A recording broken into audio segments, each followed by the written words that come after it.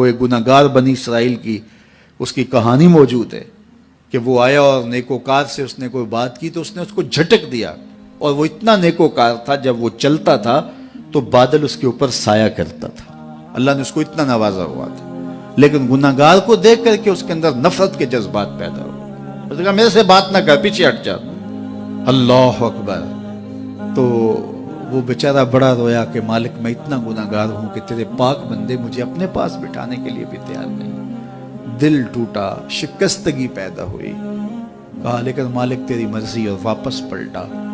لیکن جب واپس پلٹا تو وہ بادل کا سایہ جو اس نیکوکار پہ تھا وہ سایہ اس گناہگار کے سر پہ آ گیا۔ تو وہ کرم نوازی جس پہ فرما دے، اس کے سارے بندے ہیں، تو اللہ کو جو ہے وہ تکبر کی نیکی نہیں، وہ گناہ جس کے بعد عجز پیدا ہو اللہ کو وہ پسند ہے، وہ گناہ جس کے بعد توبہ کے جذبات ابھرے، بندے کو شرمندگی کا احساس ہو۔ تو مت ایسے بنے کہ 4 نمازیں پڑھ لیں تو سب بے نمازیوں کو حقیر جاننے لگ جائیں، تھوڑا سا کام کر لیں، صدقہ و خیرات کر لیں تو باقی مالداروں کو حقیر جانے لگے۔ آپ کو دین کے کام کی توفیق مل گئی ہے تو آپ دین کے ٹھیکیدار بن کے بیٹھ جائیں کہ میں اتنا بڑا جلسہ کروایا، اب میرے علاوہ تو کوئی یہاں مسلمان نہیں رہتا، میں ہی سب سے بڑا عاشق رسول ہوں اور میں ہی سب سے بڑا مسلمان ہوں۔ نہ، ایسا نہ کیجئے، اللہ نے آپ کو توفیق دی، آپ نے لوگوں کو دعوت دی، پتہ نہیں کس آنے والے پہ کتنا کرم ہوا ہے، یہ تو ان کی رحمتیں ہیں، وہ جس پہ چاہے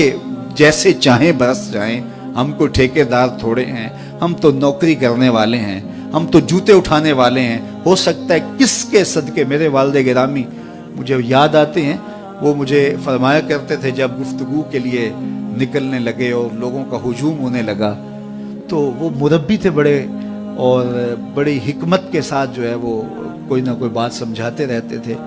تو ایک دن فرمانے لگے کہ ایک خطیب تھا، بظاہر اچھا خطاب کرتا لیکن اندر سے وہ اتنا اچھا نہیں تھا، تو جب وہ فوت ہو گیا تو وہ بخشا گیا، تو اس نے اللہ سے کہا کہ میرے مالک میرا تو کوئی عمل ہی نہیں ہے کہ میری بخشش ہوگی اور میری مغفرت ہو گئی۔ تو فرمایا کہ ہاں ہم تجھے جانتے ہیں، لیکن ایک دن تو کہیں واز کر رہا تھا، میرا ایک بندہ بیٹھا تھا، اس کو پسند آ گیا، میں نے اس کے صدقے تیری مغفرت فرمائی۔ اٹھ فریدا ستیا تے میلا ویکھن جا، اٹھ فریدا ستیا تے میلا ویکھن جا، وت کوئی بخشیا مل جاوے تے تو ہی بخشیا جا۔ تو پتہ نہیں کس کے صدقے سے اللہ رحمتوں کا نزول فرماتا ہے، بے عمل کو دیکھ کر کے اس سے نفرت نہیں ہے، نفرت تو گناہ سے ہے، گناہگار سے نہیں ہے، لیکن کوشش کی جائے کہ یہ عمل بد چھوڑ دے۔ اللہ اکبر۔ ایک جنازہ گزرا اور وہ جنازہ کسی غیر مسلم کا تھا، تو چشمان رحمت میں آنسو آ گئے، تو صحابہ نے پوچھا کہ حضور یہ یہودی ہے یا عیسائی ہے، کوئی اس کا جو مذہب تھا وہ بتایا، تو فرمایا کہ مجھے اس بات پہ افسوس آیا کہ یہ اسلام نہیں لا سکا اور کفر کی حالت میں مر گیا، تو اگر یہ اسلام لاتا اور جو ہے وہ جنت کی راہوں کا مسافر ہوتا تو کتنا اچھا۔ یہ اس کے ساتھ بھی ہمدردی ہے۔ تو اللہ کی مخلوق، یہ جنت کے اکیلے ٹھیکیدار بننے کی کوشش نہ کریں کہ میرے علاوہ کوئی جائے ہی نہ، جنت کے دروازے پہ میں بیٹھ جاؤں گا کسی کو، یہ زیادتی ہے۔ میرے تو اعلیٰ حضرت نے یہ کہا تھا، ایک میرا ہی رحمت پہ دعویٰ نہیں، شاہ کی ساری امت پہ لاکھوں سلام۔ تو اس لیے امت سازی کی ایک تو کوشش کریے، اپنے اندر باہمی چھوٹے چھوٹے نزاع اختلاف، یہ انسانی فطرت ہے، انسان کے اندر طباع کے اندر اختلاف ہے، ترجیحات کے اندر جو ہے وہ اختلاف ہے، اپنے اپنے مزاج کے اندر تفاوت ہوتا ہے۔ تو ایسا نہ ہو کہ چھوٹی چھوٹی باتوں سے آپ جو ہے وہ امت کو پھاڑ چیر کے رکھ دیں، نہیں، بلکہ امت کا جو تصور ہے اس کو قائم رہنا چاہیے۔ تو گناہ کے بعد جب انسان کے اندر ندامت کا اظہار ہوتا ہے، وہ جو آنسو ٹپکتے ہیں، بندہ اپنے آپ کو چھوٹا سمجھتا ہے، میں اتنا گناہگار، میں پاپی، میں مجرم، میں میلا اتھرو، جب وہ اپنے آپ کو دیکھتا ہے کہ میں اتنا برا شخص ہوں، تو پھر اللہ کی رحمتیں اس کے اوپر متوجہ ہوتی ہیں۔ تو اس کو پسند ہے کہ جب بندے اس کے حضور عاجزی کرتے ہیں، اس کے حضور معافی مانگتے ہیں، تو مت کسی کو حقیر جاننا کہ یہ گناہگار ہے، نہ جانے اس کا انجام کیا ہو۔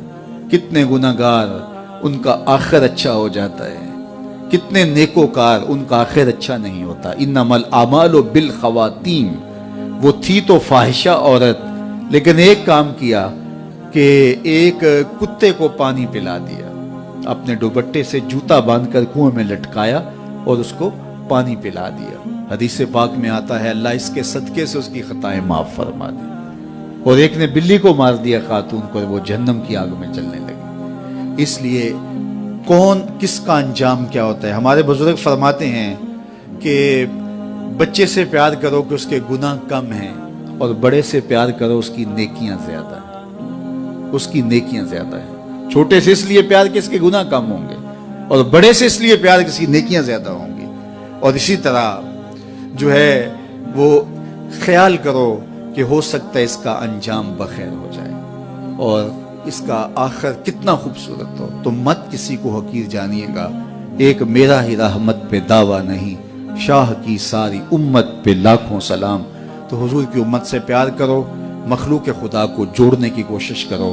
اور آقا کریم علیہ الصلوۃ والسلام نے یہ جو امت کا تصور دیا اور کہاں کہاں سے لا کے کہاں کہاں کے افراد کو ایک گروہ میں، ایک جماعت میں اور ایک امت کے اندر پرویا، ایک لڑی کے اندر پرویا، اس امت کو امت ہی رہنے دیا جائے۔